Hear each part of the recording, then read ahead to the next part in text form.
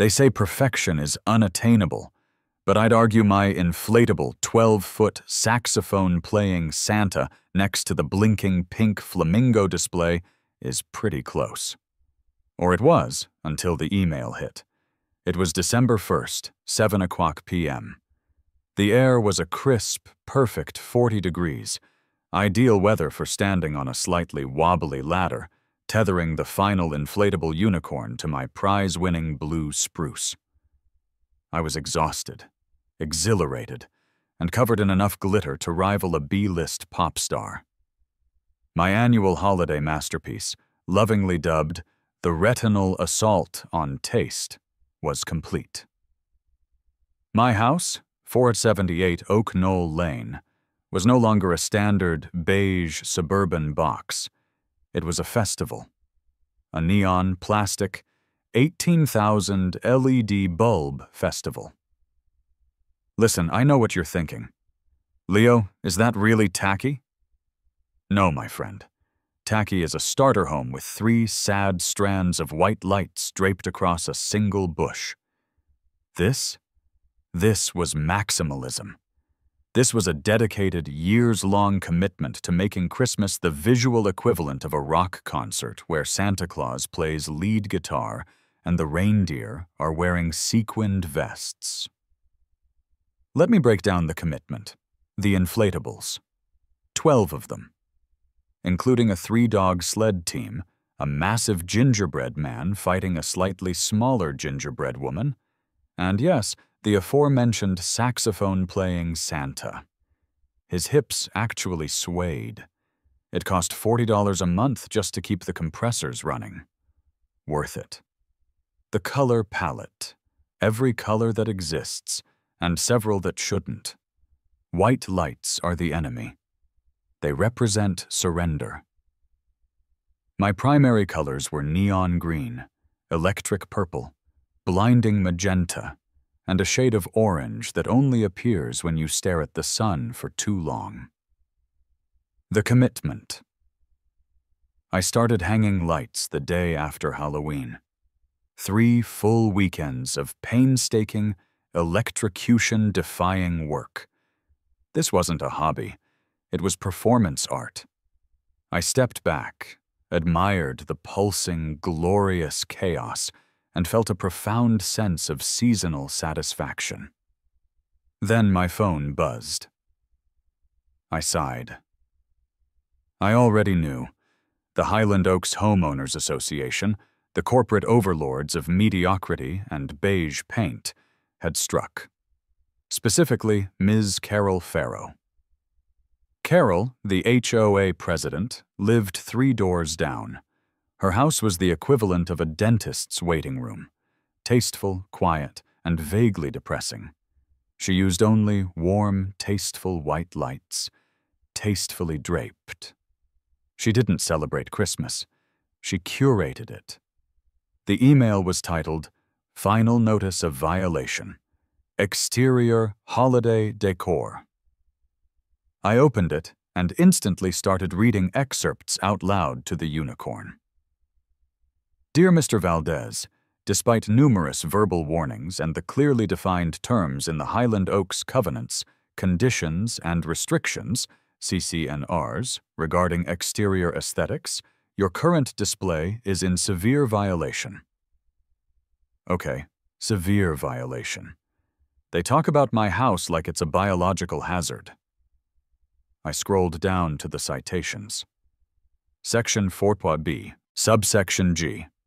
Prohibits excessive luminosity, defined as any exterior lighting visible from the International Space Station or capable of causing immediate pupil dilation beyond 75%. Oh, come on. I checked that with a handheld meter. It was 74%. That's just good, aggressive lighting. The letter continued, growing more specific and therefore more absurd. Specifically called out are the following non-conforming items: the plastic reindeer wearing Ray-Ban-style sunglasses, the use of non-terrestrial figures, unicorn, and the 12-foot inflatable Santa engaged in a non-traditional secular activity, saxophone performance, which is deemed aesthetically disruptive and a maintenance of property values risk. I snorted. A risk to property values? Carol, my lights increase the fun factor by 900%. People drive here just to see the flamingo display. That's called a regional attraction, not a risk. The ban was formal, aggressive, and delivered with the cold fury of 1,000 corporate lawyers. The HOA demanded the immediate removal of all non-conforming decor within 48 hours. This wasn't just about Christmas. This was about freedom. This was about the right to celebrate the holidays in the most electrically dangerous, visually challenging way possible. I wasn't going to roll over. I yanked my gloves off, grabbed my keys, and decided I needed to escalate immediately. I didn't call. That would be too civilized. I drove my beat-up Ford Ranger 3 houses down and parked right in front of Carol Farrow's pristine, perfectly symmetrical, and utterly soulless house. I marched up to her perfectly painted navy blue front door and rang the bell. I could see her through the window, sitting at her dining room table reviewing a spreadsheet that I assume detailed the various depths of yard mulch in the neighborhood. She opened the door, a woman carved entirely from cold efficiency, wearing a sensible cable-knit sweater and a look of profound disappointment, the kind usually reserved for a dog that chewed up a tax return. "Mr. Valdez," she said, her voice like cracking ice. "I assume you received my notice." "I did, Carol, and I'm here to clarify. What part of saxophone playing is non-traditional, exactly? Have you ever heard a better rendition of Jingle Bell Rock than the one coming from that inflatable speaker?" This is not a debate club, Leo. The bylaw is clear. Section 4.b, subsection G. Your display is in violation of the aesthetic continuity policy. Aesthetic continuity? Carol, we live in a subdivision built by the cheapest contractor they could find in 2003. Our houses are literally interchangeable. The only continuity we have is the collective misery of living under your arbitrary rules. She adjusted her glasses, the movement a slow, deliberate act of superiority. The board voted unanimously. The risk assessment report showed a measurable dip in curb. Appeal metrics. You have 48 hours, or the fine schedule will be activated. That pink flamingo is coming down, Mr. Valdez. The pink flamingo. That was my original piece. My heart. I leaned in close, my breath fogging up her impeccable vision. You want to talk about risk assessment, Carol? You want to talk about consequences? Fine. You want to ban lights? You think this is the end of the line? You are severely underestimating my commitment to holiday spite. She gave me a tight, professional smile that didn't reach her eyes. I look forward to your full compliance, Leo. I didn't say goodbye. I just stared at her perfect, tasteful wreath for an uncomfortably long time, then pivoted sharply and walked back to my truck. I slammed the door, the noise echoing through the sterile quiet of Highland Oaks. I sat there for a minute, the engine running, staring at my glorious, now doomed display back down the street. You want to play word games, Carol? I muttered to myself, adjusting my rearview mirror. You want to stick to the letter of the law? Fine. The lights are coming down, technically, but they're getting upgraded. This was no longer just about Christmas lights. This was a war of legal semantics, and I was about to enroll in the law school of spite. The game was on. The first casualty of war is always sanity. Mine started dissolving immediately after that little chat with Carol. My 48-hour compliance clock was ticking, and I knew I couldn't beat the HOA on aesthetic grounds. The fight had to move into the one place they thought they were invincible: the paperwork jungle. My plan was simple: find the loophole.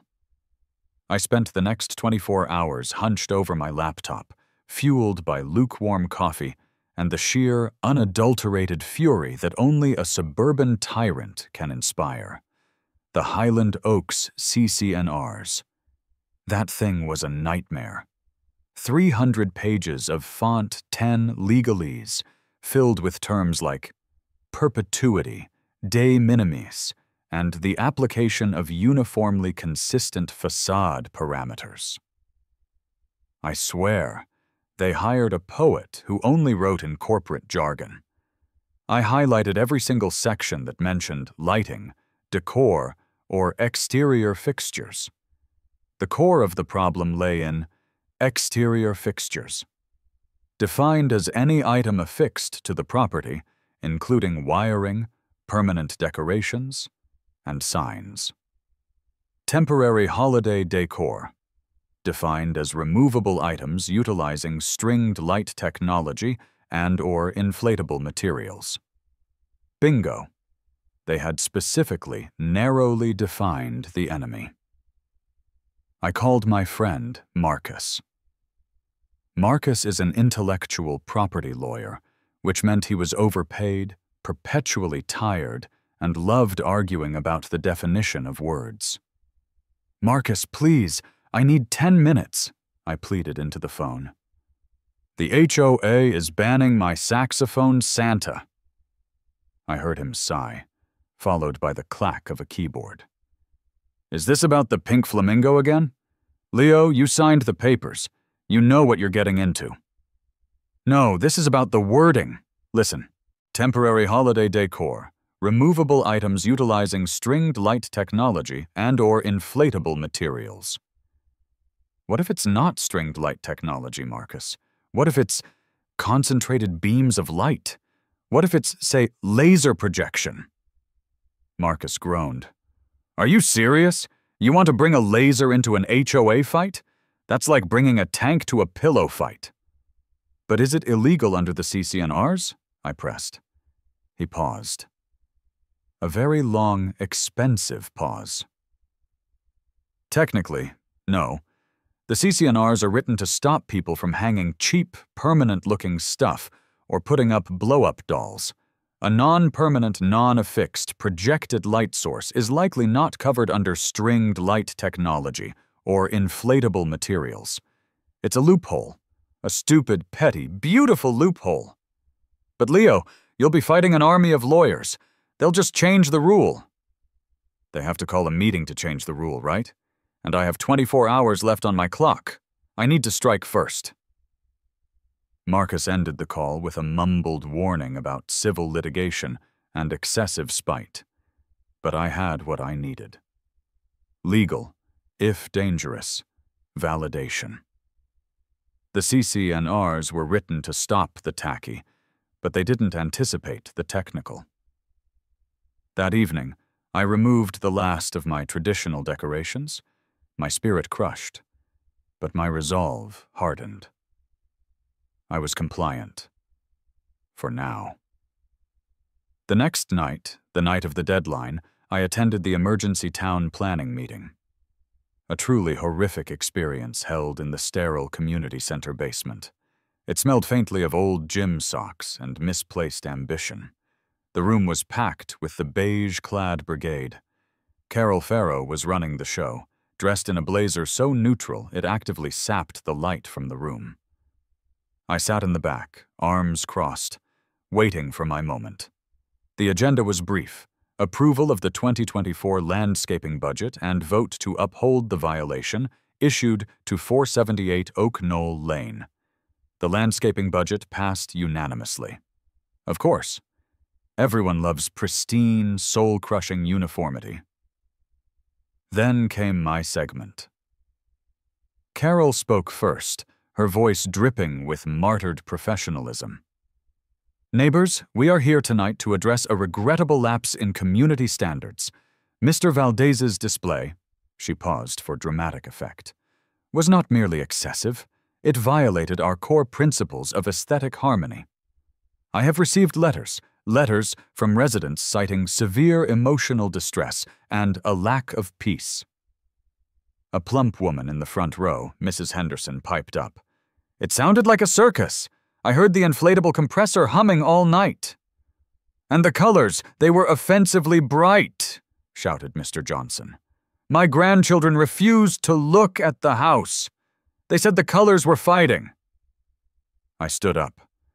I had to wait for the official question and answer period, but I couldn't help myself. "With all due respect, Mrs. Henderson," I began, pitching my voice to be heard over the murmurs. "The sound of my compressor is well within city decibel limits. It's a gentle, mechanical purr, a reminder that the spirit of Christmas is actively being inflated." Carol hammered the gavel. A tiny, ineffective gavel, but still. "Mr. Valdez, please wait your turn. We must vote on upholding the violation." "But Carol, my lights are down," I pointed out, gesturing with wide, innocent hands. I complied. "Why are we voting on a moot point?" "We are voting to ensure that the precedent is set," she snapped, "that such disturbances are permanently discouraged."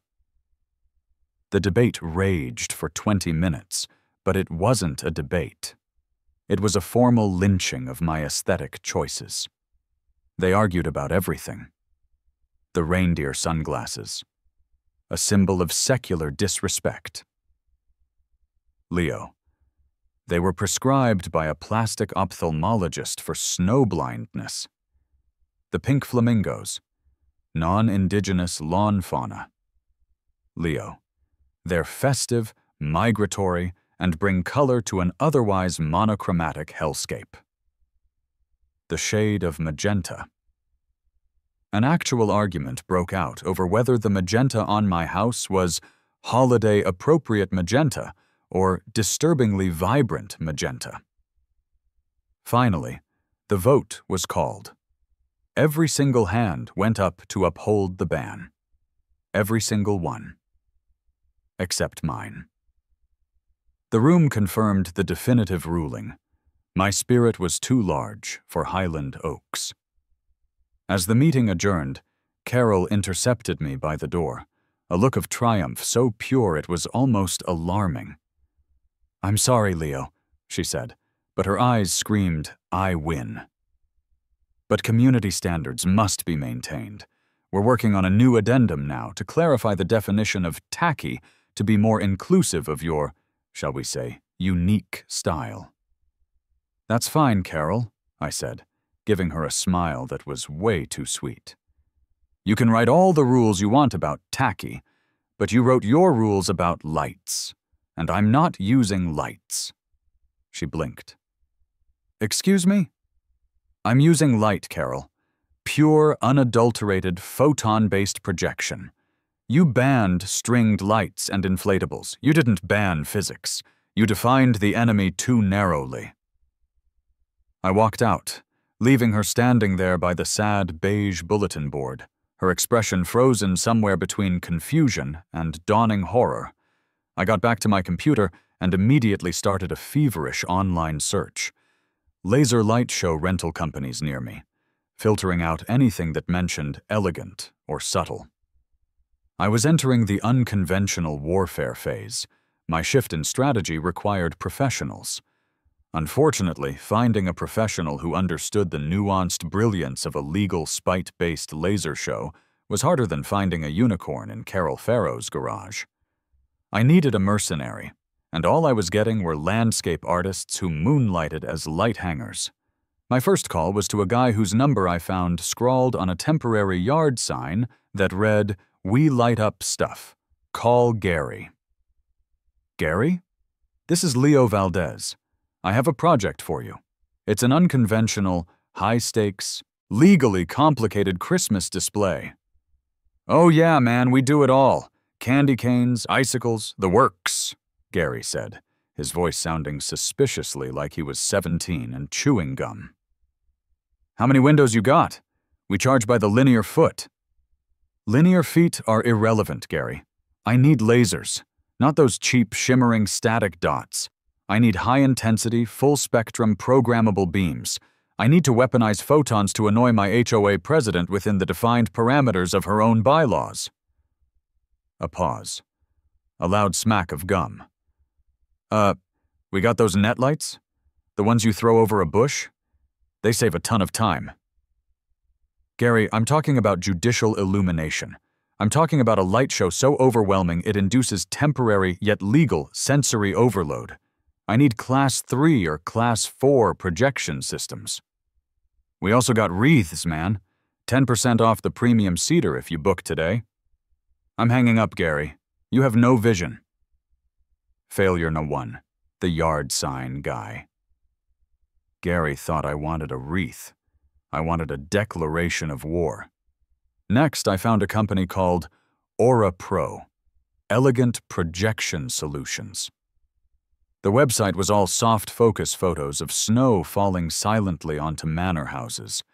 They were clearly the enemy, but they had the right equipment. I booked a consultation with Brenda, the company owner. Brenda arrived in an impeccably clean SUV, carrying a leather binder. She was everything Gary wasn't. Professional, refined, and entirely devoid of chaos. Mr. Valdez, she started, laying out her binder on my kitchen table, pointedly ignoring the faint glitter residue left over from my reindeer. We specialize in tasteful holiday transformation. We can project silent, moving images, perhaps a tasteful rendering of the nativity scene, or a gentle atmospheric aurora. I slid the HOA letter across the table to her. Read the citation, Brenda. They banned stringed light technology and/or inflatable materials. They did not ban atmospheric aurora. You see the window? That's the key. I need the tasteful aurora, yes, but I need it set to, say, a 6-hour loop of Mannheim steamroller projected at a luminosity that makes the snow look beige. Brenda's smile started to slip. I think you misunderstand our service. Our projections are designed to enhance the property's value. We prioritize subtlety.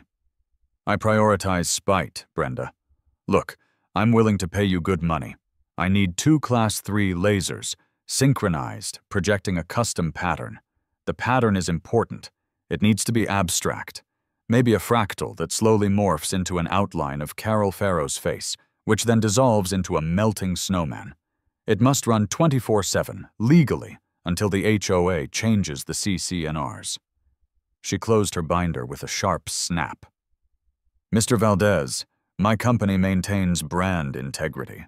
We do not engage in tactical nuisance campaigns or property harassment, even if you deem it judicial illumination.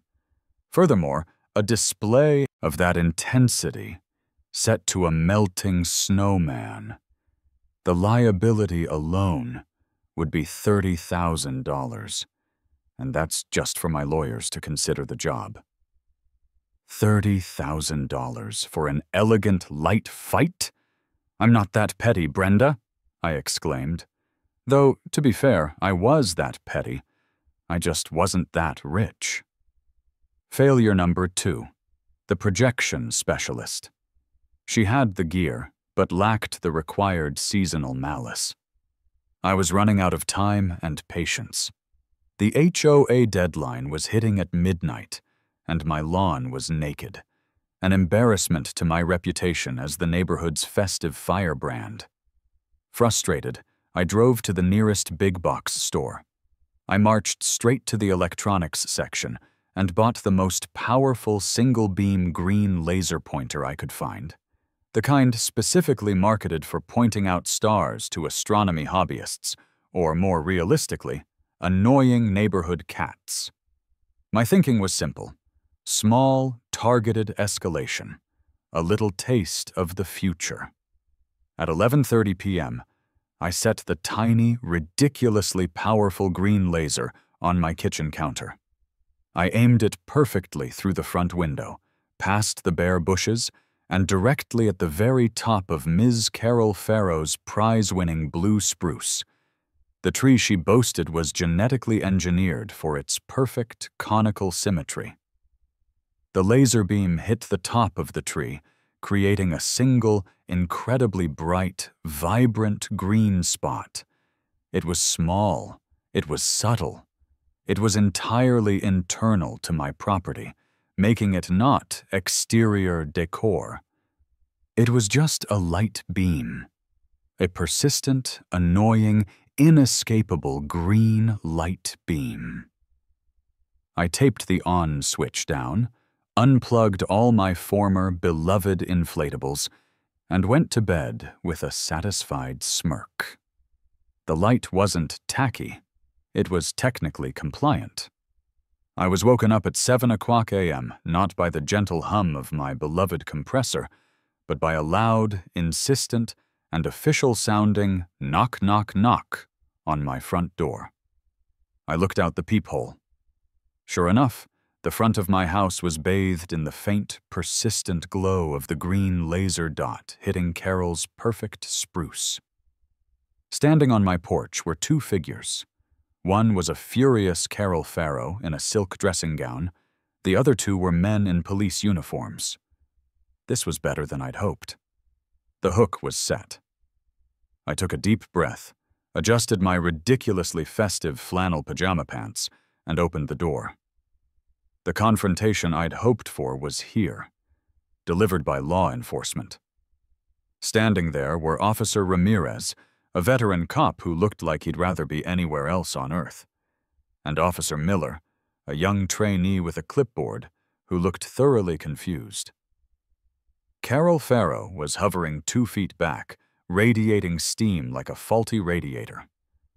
"Morning, gentlemen," I said, trying to sound like a man who'd just woken up from a pleasant, entirely legal, laser-powered sleep. Did I miss the donut delivery?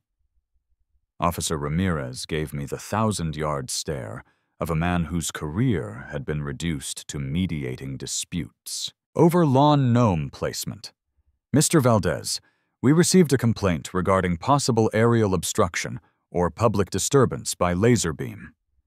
He gestured vaguely with his chin toward the gentle, persistent green dot flickering on the top of Carol's perfect spruce tree.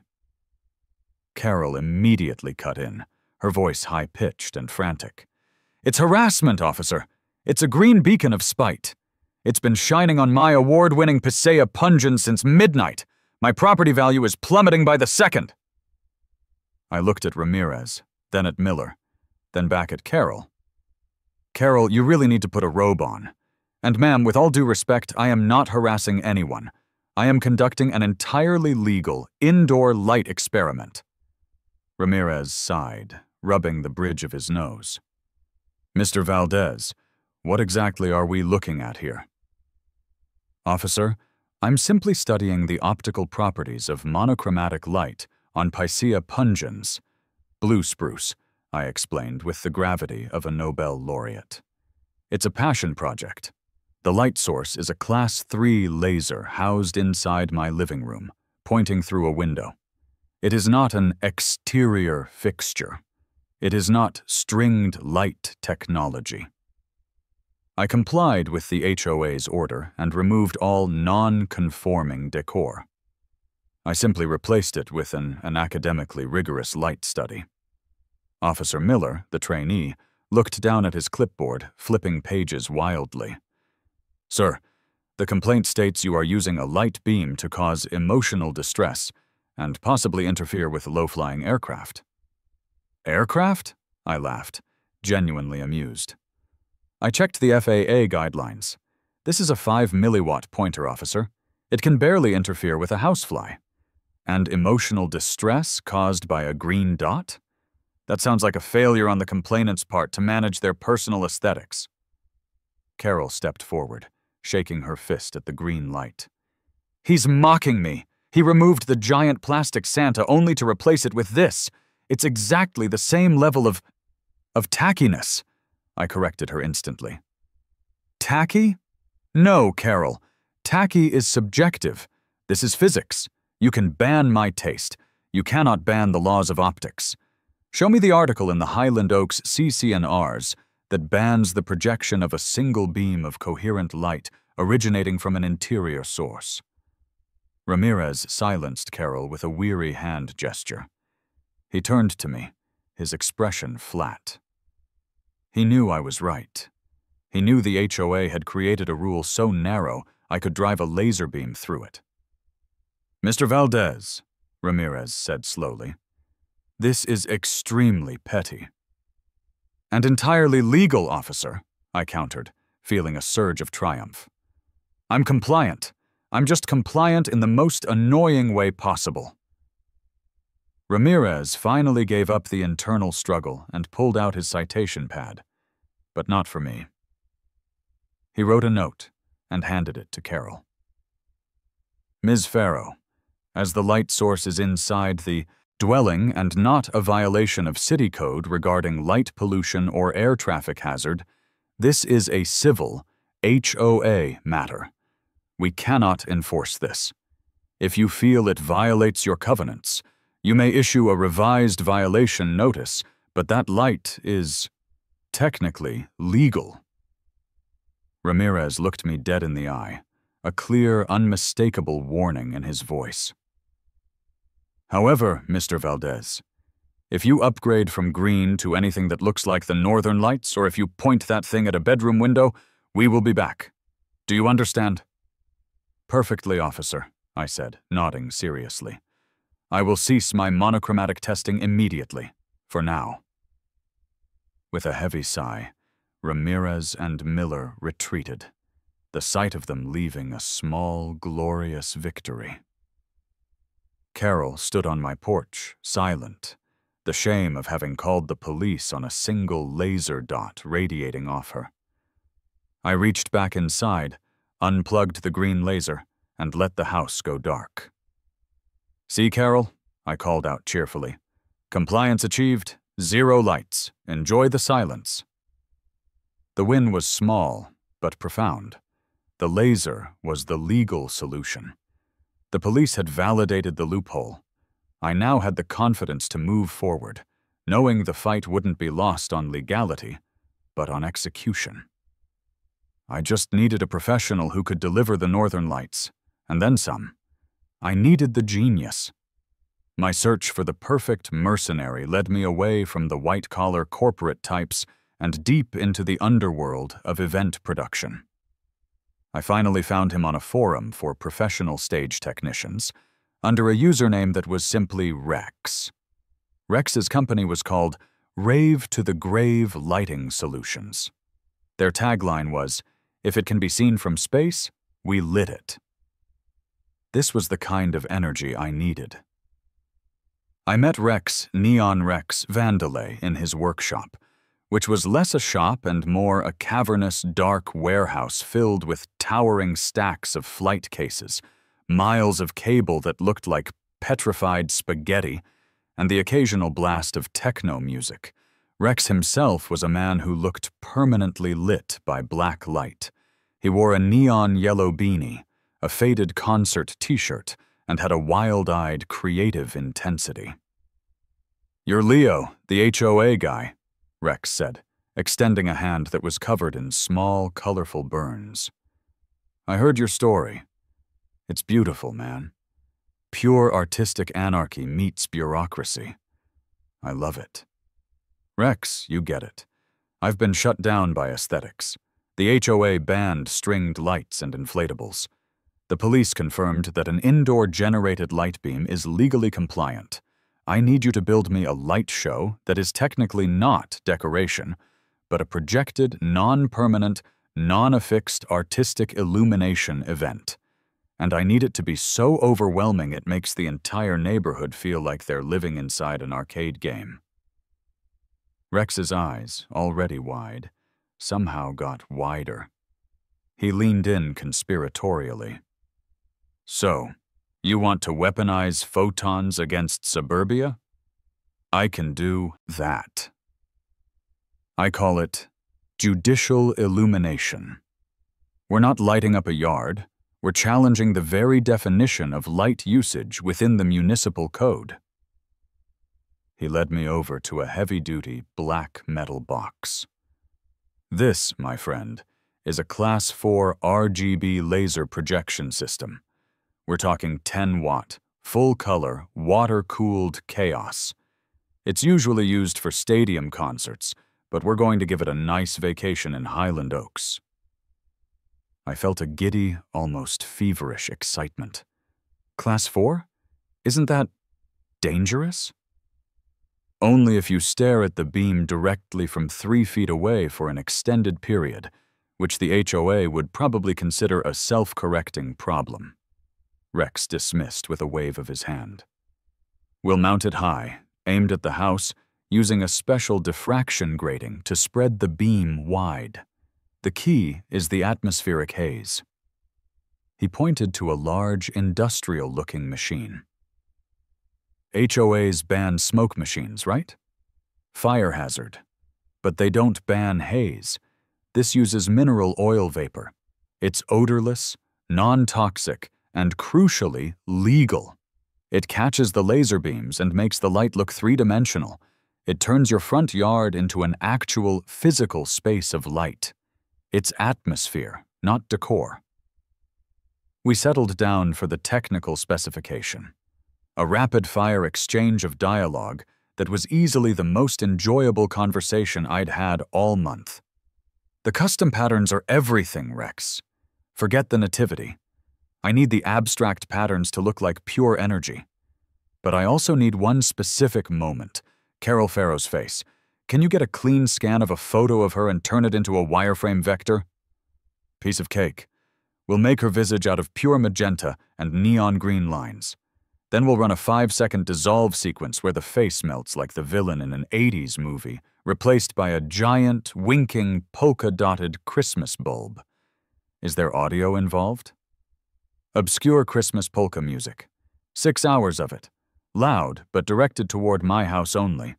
The sound is annoying, not illegal. The light is blinding, not decor. It's perfect. We hammered out the final logistics. The power, a silent, temporary generator truck parked just outside the HOA jurisdiction line, running a heavy cable covertly through the grass. The timing. The installation must be done stealthily overnight.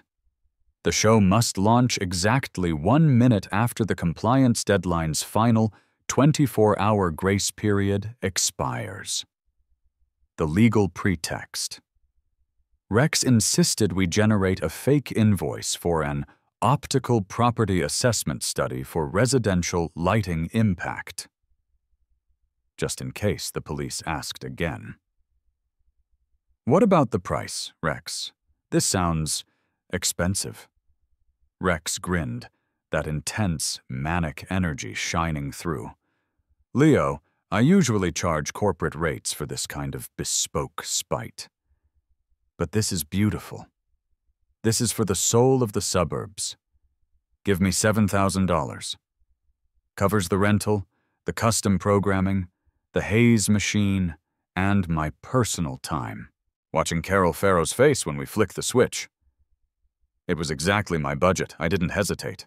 I shook his hand, the burns on his skin a testament to his dedication to the craft. The winter solstice spectacle, I declared. Judicial illumination, Rex corrected, adjusting his neon beanie. Now send me that picture of Carol. I need to make her look really magenta. The final plan was set. Rex and his team would arrive at 2:00 a.m. on the final compliance deadline. I was giddy. I had gone from a man defeated by string lights to a man commanding a small army of laser professionals, all because of one infuriating HOA letter. The war was about to reach its climax. The night of the final deadline felt like the eve of the Battle of Thermopylae, if the Spartans had been fighting with highly focused light beams instead of spears. At 2:00 a.m., Rex, his silent generator truck, and 2 crew members rolled up. It was a covert operation worthy of a spy movie, except instead of planting listening devices, we were setting up industrial-grade light weapons. They worked with terrifying efficiency, communicating in hushed tones and hand signals. "Generator's online, Leo," Rex whispered, zipping up a heavy cable cover that ran discreetly over the curb. "We're running pure sine wave power. No one's circuit breaker is going to complain about this one." They installed the main projector on a reinforced tripod on my front lawn, positioning it to maximize coverage on my house, and more importantly, to ensure a generous spill onto Carol Farrow's impeccable lawn. The haze machine was set discreetly behind a bush. By 4:30 a.m., they were gone. I spent the morning in a state of buzzing, barely contained hysteria. At 10:15 a.m., the last desperate email from Ms. Farrow hit my inbox. Subject: urgent and final warning. Non-compliance imminent. Mr. Valdez, I see no traditional decor has been reinstalled. The 48-hour compliance window ends at sunset tonight. If your property remains barren, a $500 daily fine will be levied, and we will engage a third-party cleanup crew to restore aesthetic continuity. I chuckled, then deleted the email.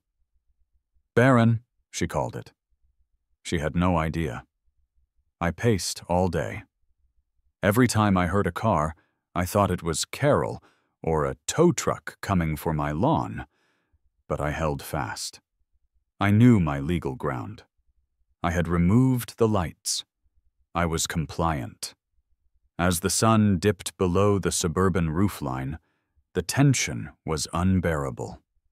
I poured myself a ginger ale, sat in my living room, and watched the digital clock on my cable box. 4:59 p.m. The neighborhood was quiet.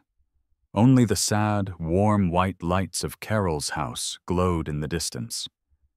5:00 p.m., the deadline. Nothing happened.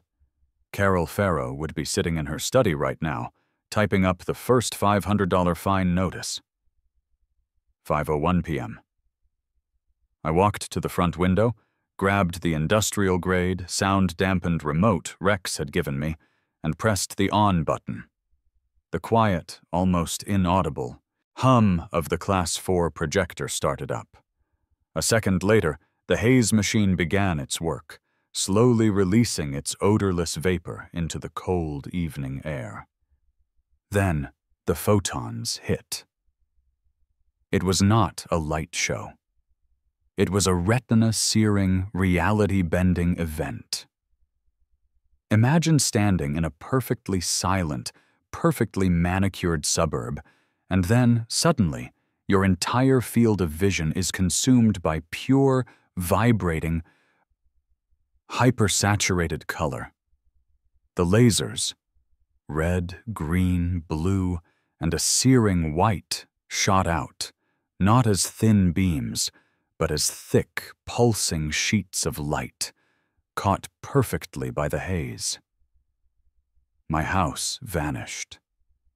It was replaced by a three-dimensional lattice of geometric shapes, pulsing fractals of light that spun and collided, creating the illusion of moving, solid objects. It was a digital fever dream. The entire area under the projection field looked like the inside of a rave being held in a kaleidoscope. The obscenely loud polka music, thankfully, was directed inward and barely audible, but the energy of the light was deafening. The highlight pattern was spectacular. Every 30 seconds, the entire house would be wiped clean of the abstract chaos, replaced by the wireframe vector of Carol Farrow's face, a magenta and neon green horror show, which would then, over 5 agonizingly slow seconds, melt into a puddle of goo before reforming into a gigantic, spinning polka dot Christmas bulb. It was blinding. It was triumphant. It was technically, irrefutably not exterior holiday decor. The reaction was immediate and beautiful. I could see the lights coming on in surrounding houses, and then, slowly, figures emerging onto their porches, shading their eyes. Then came the fury. Ms. Farrow's front door flew open. She marched toward my lawn, her sensible shoes crunching loudly on the frozen grass. She was not in a robe this time. She was in full battle armor, tailored slacks and a tightly buttoned blouse, but her composure was already shattered. "Valdez!" she shrieked, the laser light show washing over her face, turning her expression into a melting magenta mask. "What is this? What, in God's name, are you doing?" I stepped out onto the porch, bathed in the pulsating light, feeling like a god of holiday chaos. "Morning, Carol. Just enjoying a bit of atmospheric illumination. We're testing the diffraction of various spectrums in cold air. It's a scientific inquiry, really." She was sputtering, her voice failing. She pointed a shaking finger at her own house, where the edge of the show was throwing a relentless, pulsing green and red grid across her porch railing. "That is on my property! That is a nuisance! That is an FAA violation!" "A nuisance is subjective, Carol, and I've already checked the FAA. The beams are projected onto my dwelling and are not a flight path hazard. And as for your property, this is merely light spill. Is there an ordinance against light spill? Show me the article that bans the emission of coherent light. Sources onto a neighbor's driveway, Carol. I'll wait." An entourage of equally furious neighbors, the Beige Brigade, arrived and formed a semicircle behind Carol. They were a Greek chorus of whining. "It's making my dog bark. I can't see my walkway. The colors are hurting my eyes." "Then look away, sir," I suggested, entirely reasonably. "Or put on a pair of sunglasses. I recommend the Ray-Ban style, in honor of my retired reindeer." The chaos escalated. Carol pulled out her phone, dialing with a furious thumb. "I'm calling the police. I'm calling the city. You are going to face a lien on this property. You cannot win this, Valdez." "You already lost, Carol," I replied, the laser light show flashing the melting magenta face pattern right over her head. "You banned the physical object. You failed to ban the energy. This is the price of restrictive semantics." And then, right on cue, the familiar sight. A black and white sedan turned the corner, followed by a second. Officer Ramirez and Officer Miller were back. But this time, they had the big gun. A police captain, stiff and formal, walking right up to the front of my lawn. The captain looked at the scene, the pulsing laser chaos, the terrified neighbors, the furiously trembling HOA president, and me, standing calmly in the eye of the photonic storm. "Officer Ramirez advised me to review the relevant city and civil codes on the way here," the captain said, his voice deep and weary. "Ms. Farrow, Mr. Valdez, what exactly is the nature of the violation?" Carol started first, a torrent of accusations. "It's a hazard! It's a traffic stopper! It's making my children cry! It's a Class 4 laser, Captain! It's military grade!" I waited my turn patiently. "Captain, the device is a commercially available, legally purchased Class 4 laser projector, leased through Rave to the Grave Lighting Solutions. It is installed on a non-permanent mount. It is powered by a private generator outside HOA limits. It does not violate noise ordinances. It does not violate FAA regulations. And critically, per the Highland Oaks CCNRs, it is not stringed light technology and/or inflatable materials. I removed those. This is just projected light. Show me the code that bans projected light." The captain looked at the police report, then at my house, which was currently cycling through the full rainbow spectrum at 180 beats per minute. He slowly, painstakingly, opened his city code book. After a long minute, he shut the book with a heavy thud. He turned to Carol Farrow, who was literally vibrating with anticipation. "Ms. Farrow, the light, though excessive, is not in violation of any city ordinance regarding public nuisance, traffic hazard, or light pollution. It is directed at the dwelling and does not violate state or federal laser projection laws. This is a civil dispute over homeowner covenants. And according to your own CCNRs, which Officer Ramirez and I have reviewed, he paused, delivering the final crushing blow. Mr. Valdez is technically compliant.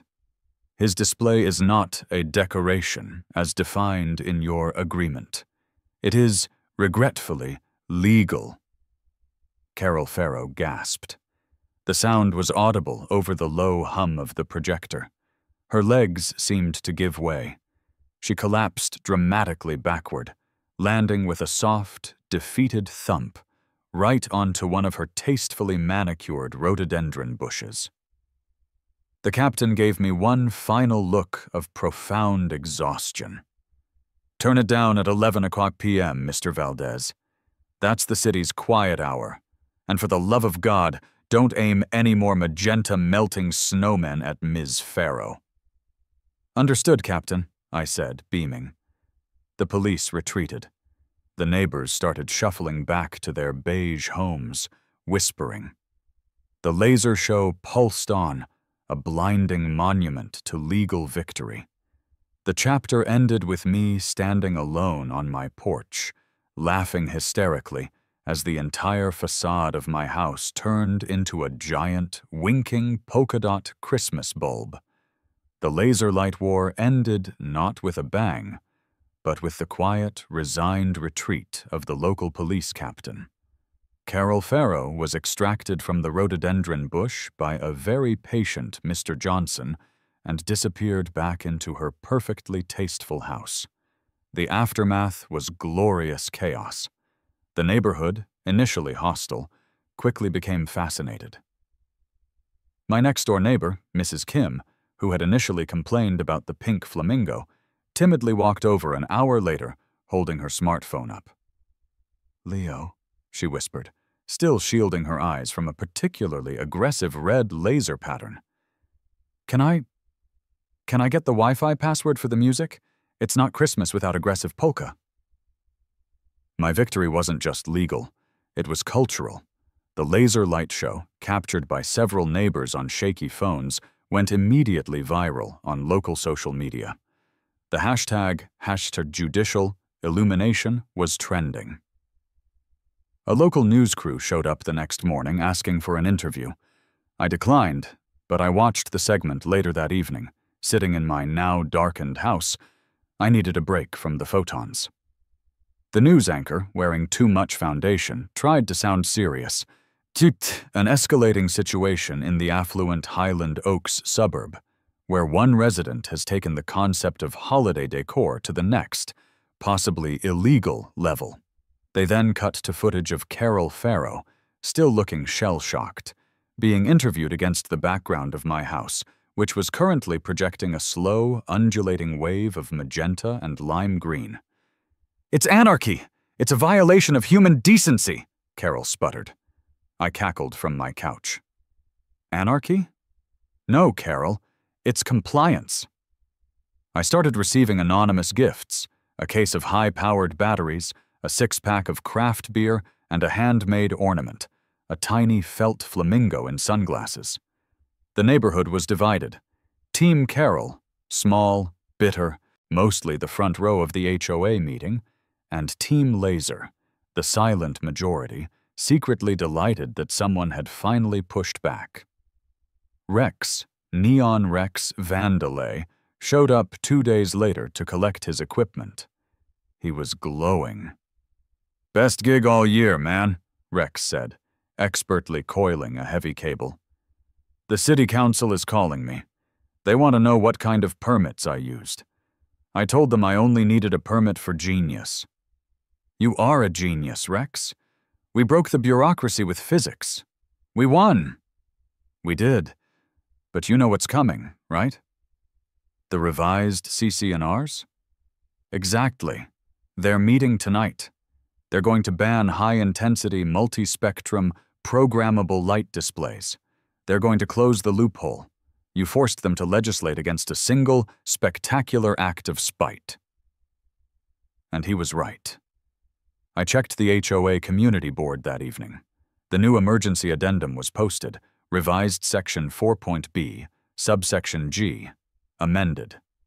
Prohibits excessive luminosity, including stringed light technology, inflatable materials, and/or exterior high-intensity, multi-spectrum, programmable light displays, whether originating from an interior or exterior source. They changed the entire code for me. That was the ultimate victory. I had forced the hand of the bureaucracy. I had one final, quiet gesture to make. I drove to the mall, bought the most boring, tasteful, non-blinking, brass-colored star ornament I could find, and put it in a small box. I included a printed copy of the new CCNRs. I left the box on Carol Farrow's porch. The note read, "Compliant. Merry Christmas, Carol. P.S. They changed the rules just for me.